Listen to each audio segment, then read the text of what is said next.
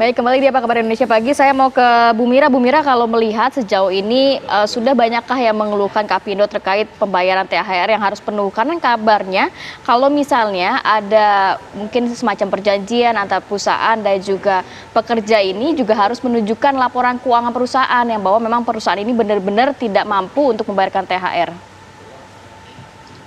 Iya, itu keluhan-keluhan itu memang disampaikan kepada kami begitu.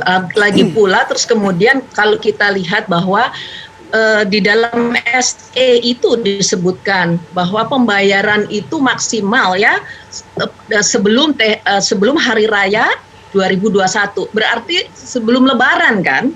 Ya. Nah ini bayangkan saja dalam waktu sekian hari masih disibukkan dengan hal-hal seperti ini gitu, itu juga menjadi satu persoalan tersendiri. Nah inilah yang sebetulnya menjadi dalam waktu ini kan dalam waktu 1 bulan ini, terus kita sedang disibukkan juga dengan bagaimana mau survival begini, terus kita terus kemudian harus tanda petik ya harus membuat ya memang aturannya sih begitu dalam surat edaran itu bahwa harus menunjukkan bukti-bukti tanda petik ya. Nah ini monggo aja nanti. Tapi inilah yang menjadi keluhan-keluhan mengenai masalah harus repot dulu dengan ngurusin bukti-bukti seperti ini, tetapi pelonggarannya itu kan jadi cuman seminggu. Iya kan pelonggarannya kan cuma seminggu gitu. Nah, gimana Bu? Ya itu. Oke. Nah, Bu Mira. Ya tapi ya itu aturannya seperti itu. Nah, ya. Ya, tapi artinya gini, kalau misalnya dengan ada SE, ada kata-kata wajib di situ, kemudian kita juga sudah mendengar apa kata pengusaha, pembayaran secara penuh yang dimaksudkan dalam SE ini berarti hanya bisa diakomodir oleh sektor-sektor industri tertentu saja gitu Bu.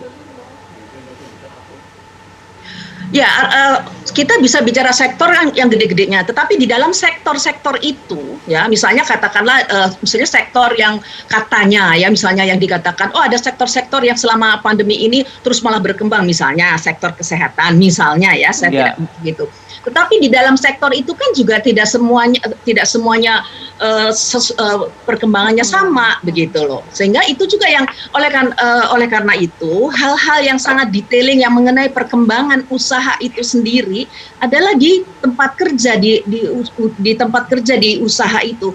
Karena kita nggak bicara THR untuk sektor, tetapi THR pekerja. Nah, pekerja itulah sebetulnya yang tahu betul di tempat kerjanya seperti itu. Okay. Contohnya juga, ya kita mesti lihat bagaimana sektor-sektor yang sampai sekarang walaupun begitu banyak yang tadi disampaikan insentif-insentif, tetapi kondisinya kan masih belum recover. Coba kita lihat perhotelan, restoran, retail saja yang misalnya di mal-mal itu, siapa sih orang yang berani ke sana? Nah itu juga menjadi salah satu keluhan ya. Coba Pak Anwar, kalau melihat bahwa memang kondisi perusahaan ini kan masing-masing berbeda. Tadi juga dikeluhkan kalaupun memang nanti ada diskusi antara pekerja dan juga perusahaan, kok dikasih waktunya hanya singkat saja dan mereka membutuhkan waktu untuk juga mengumpulkan laporan keuangan dan data-data yang dibutuhkan begitu. Ya. Terima kasih Mbak. Jadi kan begini ya, artinya terkait dengan pertama ya, THR itu merupakan sebuah tadi, kalau secara definisi ini kan merupakan penghasilan non upah yang harus dibayar kepada pekerja setiap 1 tahun. Dan tentunya istilahnya ini sudah menjadi komponen pengeluaran dari perusahaan yang harus dicadangkan. Nah, membacanya di dalam hal ini, Mbak, artinya kan tadi kita selain tadi sudah diberikan pengarah oleh Bu Menteri bahwa memang pemerintah sudah cukup banyak memberikan insentif kepada pengusaha dalam berbagai sektor. Nah, ini tentunya kita harapkan mampu memberikan kontribusi bagi perbaikan kinerja dari perusahaan tersebut. Nah, yang kedua, tentunya kalau kita membaca dari surat edaran ini juga harus dikaitkan dengan aturan lain, yakni Permenaker nomor 6 tahun 2016 yang mengatur di dalam bab keempat sanksi denda dan sanksi administratif. Bagi perusahaan yang tidak membayar, ya, -7 hari H, ini kan ada 5% sanksi administratif yang akan nanti dibebankan, dan ini merupakan ruang relaksasi yang menurut saya yang harus kita lihat. Nah, dalam hal ini tentunya kalau tadi norma-norma ini dijalankan, artinya ketika katakanlah di dalam proses tadi misalnya ada dialog. Di dialog mungkin didasarkan satu, tentunya kalau ada dialog berarti kan ada itikat baik. Kemudian ada informasi-informasi yang cukup akuntabel yang memang itu bisa disampaikan dalam dialog di partai.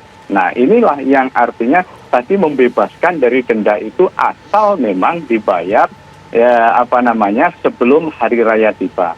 Dan inilah yang saya sangat yakin Ibu Mira dan saya rasa beliau juga sangat paham banget terkait dengan bagaimana proses untuk mengambil keputusan di tengah memang pilihan-pilihan yang tentunya tidak mudah bagi kita untuk mengeluarkan sebuah regulasi. Demikian. Oke, sebelum saya ke Bu Mira ya untuk menanggapi apa yang disampaikan oleh Pak Anwar, Pak Anwar, masih ada pekerjaan rumah mengenai hal ini. Jadi di tahun lalu kan rupanya masih ada sekitar 100-an perusahaan yang belum membayarkan kewajiban THR-nya. Nah, itu implikasinya di tahun ini bagaimana, Pak? Jadi begini ya Pak, saya kemarin di dalam data yang disampaikan oleh Ibu Menteri bahwa dari sekitar 400-an ini kan sebetulnya sudah terselesaikan 75%-an.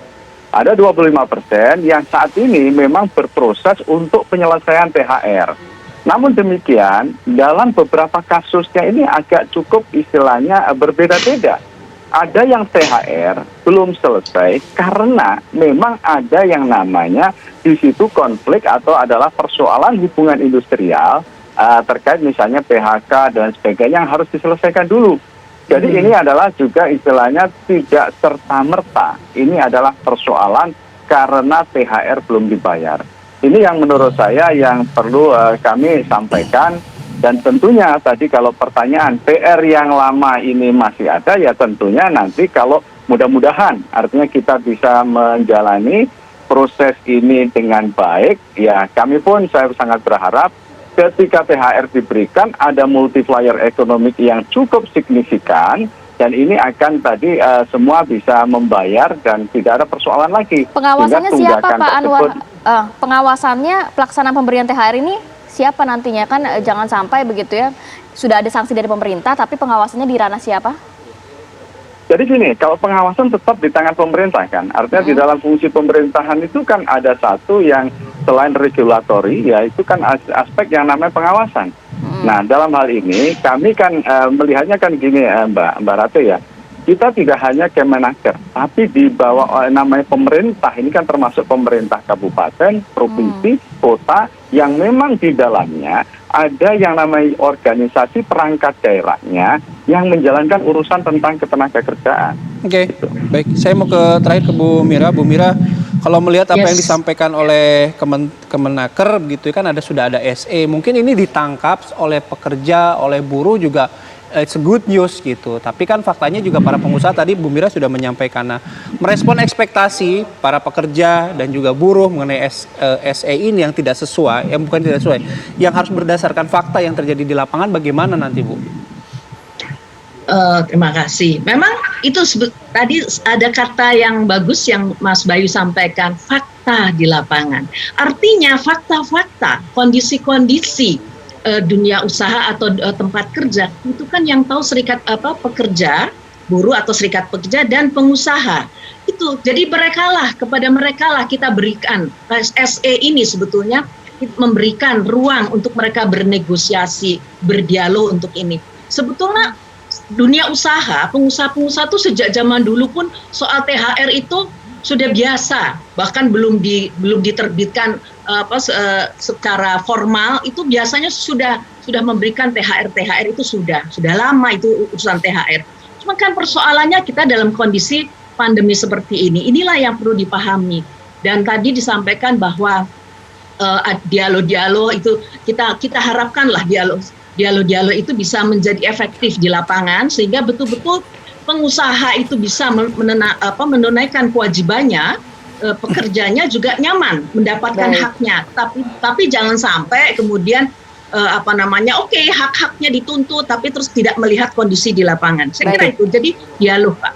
Ya, terima kasih banyak Ibu Mira dan juga Bapak Anwar sudah berbagi informasi pada kita pagi hari ini. Tetap jaga kesehatan selalu Bapak Ibu. Terima kasih. Terima kasih. Selamat. Terima kasih.